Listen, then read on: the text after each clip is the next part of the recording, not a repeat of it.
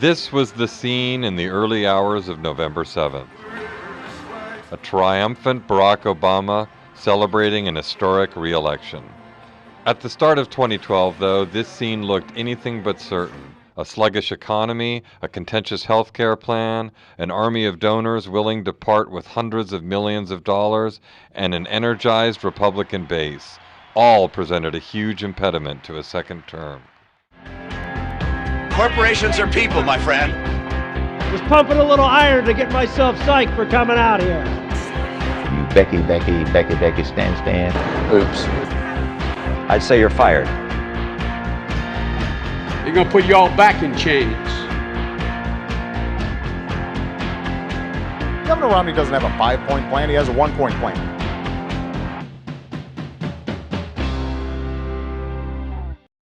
In January 2012, Barack Obama was facing an historically unprecedented challenge to get re-elected. An unemployment rate of 8.3% and almost 13 million Americans out of work. No president since Franklin Roosevelt had ever been re-elected with the jobless rate over 7.5%. At the start of the year, though, even the economy took a back seat to an enthralling Republican primary battle. The primary showcased a largely divided Republican Party as a range of candidates claimed early wins. Rick Santorum in Iowa, but only after a recount. Game on. Mitt Romney in New Hampshire and Newt Gingrich in South Carolina. USA! USA! Mitt Romney seemed to take back the initiative with a win in Florida after a combative debate in Jacksonville. I spent 25 years in business. If I had a business executive come to me and say they wanted to spend a few $100 billion to put a colony on the moon, I'd say you're fired.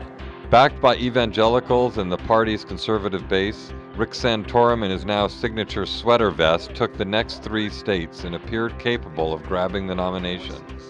But Romney's huge fundraising advantage proved too much for Santorum to overcome. After an onslaught of advertising, "We fired him as senator. Why promote him to president?"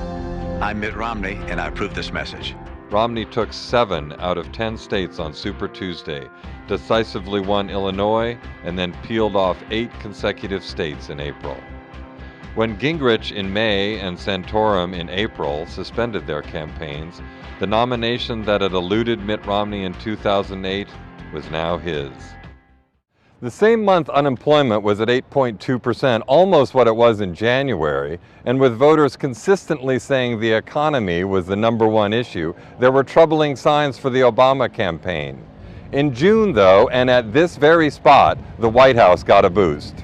The Supreme Court has upheld the individual mandate and the Affordable Care Act, also known as Obamacare, in a 5-4 ruling penned by Chief Justice John Roberts. The ruling was a victory for Obama on the domestic front. Healthcare for all! Healthcare for all! But it was only minutes old before it entered the fray as an election issue. We've got to turn 2012, November 2012 into a mandated election to overturn this bill. We're going to make the November election a referendum on this. We have to say as a country on November 6th that we want affordable health care, we want to get back to work, and we want to get our economy going again. Romney's first months as the Republican challenger began badly. Polls showed him lagging President Obama, and in July his trip to Europe was plagued with missteps. He criticized London's Olympic preparations, divulged a secret meeting with the UK's intelligence agencies, and while visiting Israel suggested Palestinians had an inferior culture. When Romney returned in August, he unveiled Wisconsin Congressman Paul Ryan as his running mate. That man is standing right next to me. His name is Mitt Romney, and he will be the next president of the United States of America.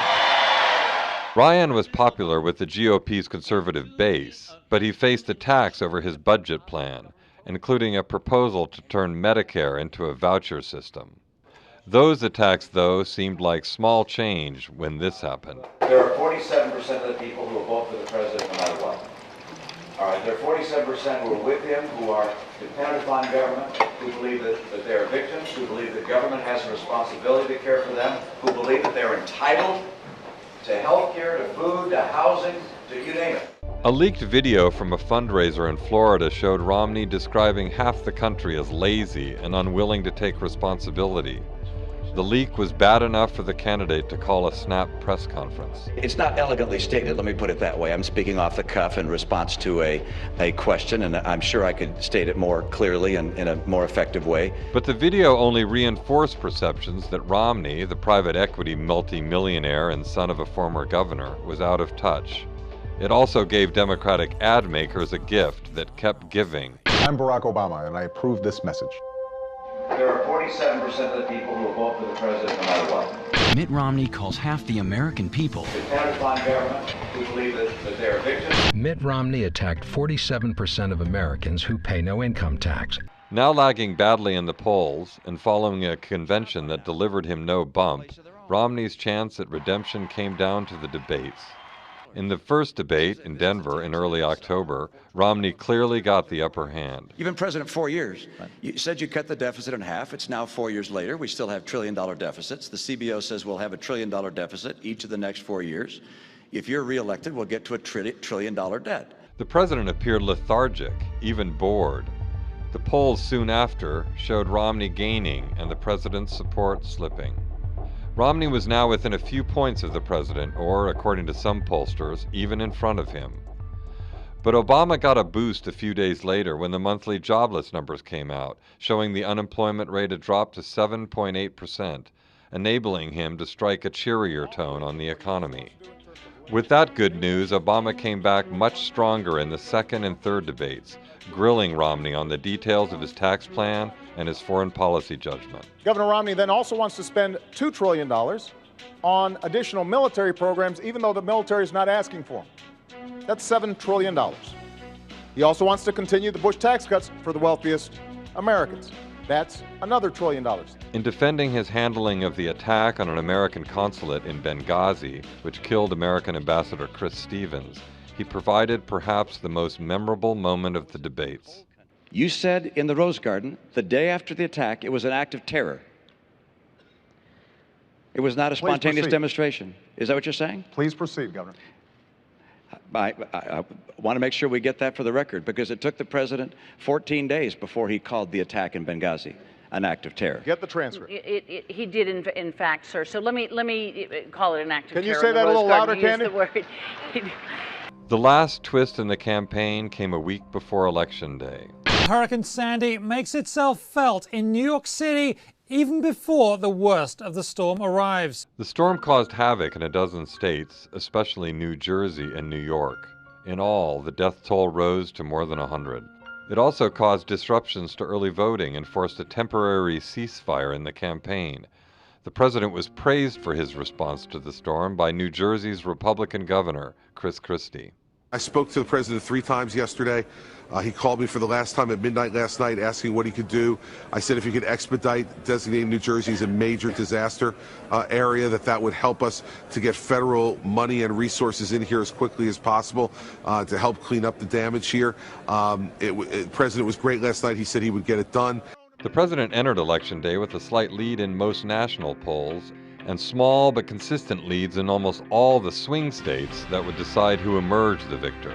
If Mitt Romney doesn't win Virginia, it's very hard to see how he makes the Electoral College math work. AP has now declared Pennsylvania for Obama. You're still hoping, but you got to admit the winds are not blowing your way. I admit that. I'm a realist. AP and the networks have declared Barack Obama the winner in the state of Ohio. We're cautiously optimistic that things are looking pretty good. President Barack Obama has been reelected to a second term. An election that had broken all kinds of records for campaign spending had delivered a status quo.